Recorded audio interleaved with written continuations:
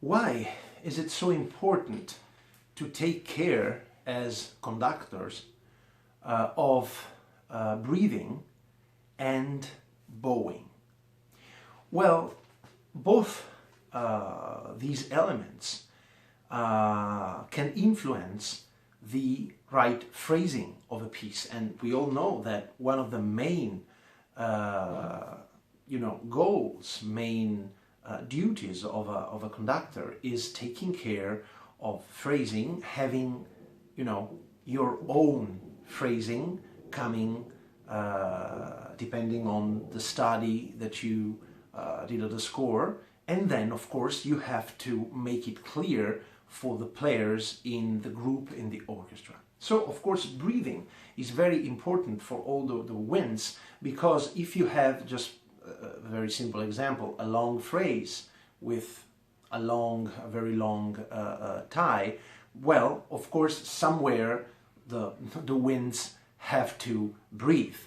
And in that case, of course, it's very important not to break up the phrasing that the conductor has in mind. So maybe they take the breath where they feel like it's right to breathe, but it's not granted, because maybe the idea of phrasing of the conductor is slightly different. And so he has to check the situation and maybe say, well, don't break up the phrase right there, maybe take a breath right before or right after that point.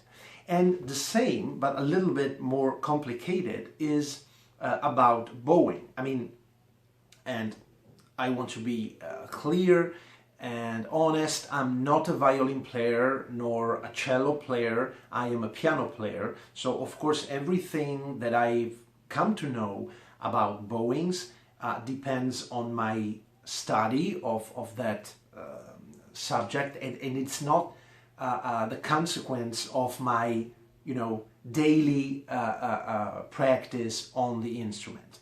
But I consider very important, even if you are not a violin player, but if you want to be a conductor, you have to understand the principles of bowings, because once again, when you have to get a certain phrasing, well, you have to know what happens, and you have sometimes to say the way you like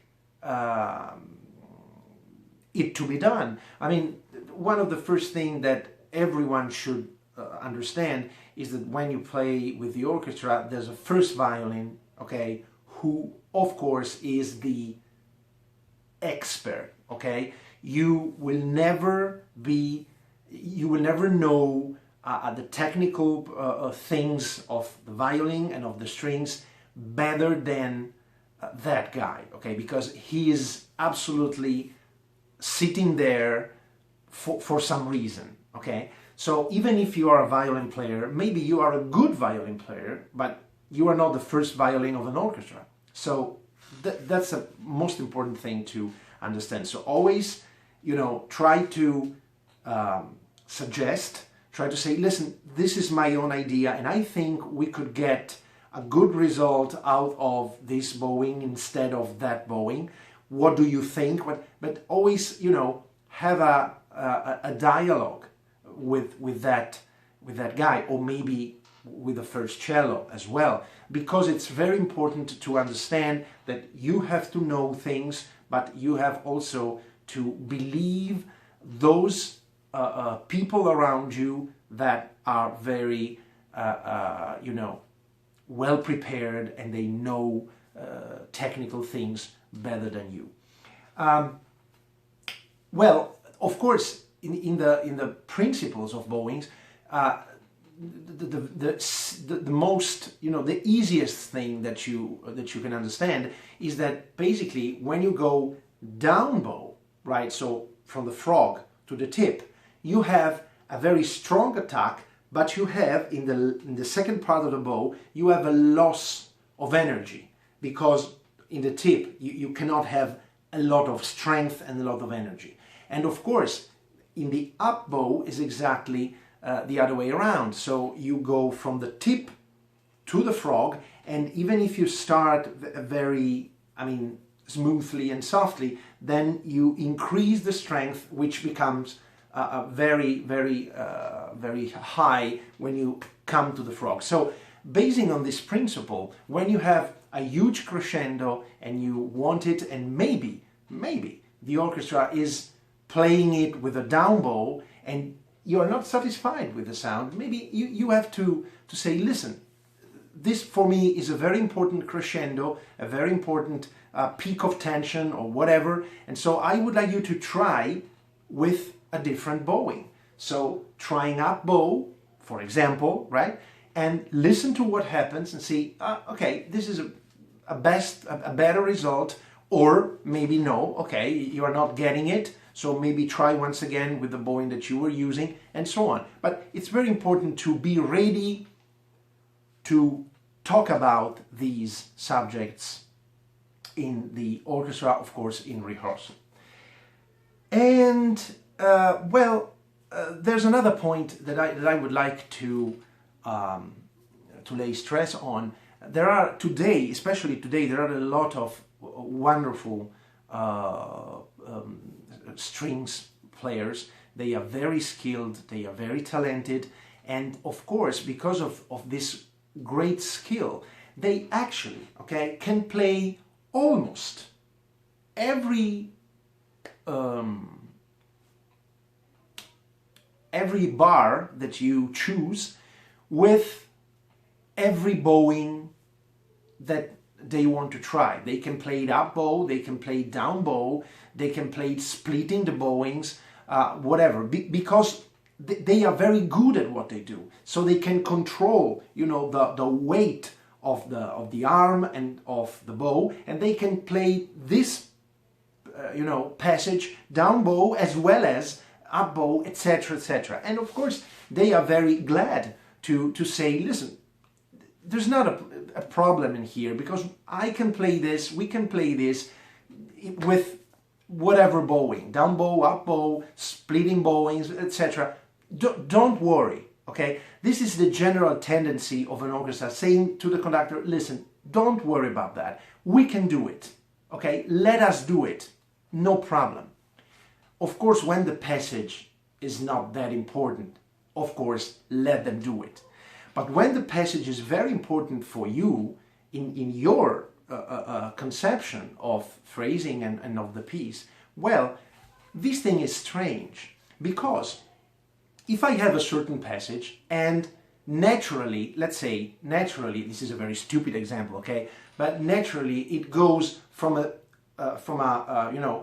high tension to a lower tension. Well, of course, the most natural movement is the down bow, for the reason that I explained, okay? Like inhaling, you gain strength, and exhaling, you lose strength. So it's a down bow, right? But of course they can do it down bow as well as up bow, as well as like this, and who knows, in many other ways. So the problem is, why should you do this passage with a harder bowing, a more difficult bowing, when you can do it with the easiest and most natural, physically talking, the most natural movement? Why should you choose a more complicated solution? And this is very important, not only because of this apparently logical reason, but there's another point, that when you play with the orchestra, it's not like playing with a soloist or maybe two players or three players. It's a very different situation. When you have a lot of people doing the same thing, especially in the strings, you have to consider that maybe 2, 3, 4 guys can do it perfectly well both ways. But maybe some other people cannot do the same way as those people do. And most important, when we play with the orchestra, the final goal, the final aim must be unifying the intentions, unifying the phrasing, the breathing, and of course also the bowing. So if there's an easy way to do that, if there's a, not easy, that's not a right word, but a natural way to do it, choose it. Choose, even if you are so good that you can do it also backwards, right? Of course, I'm joking, but you get what I mean. So just try, always look and find the most natural solution, because also the result is going to be the finest, for sure. And the unity of the sound is going to be much better, much better.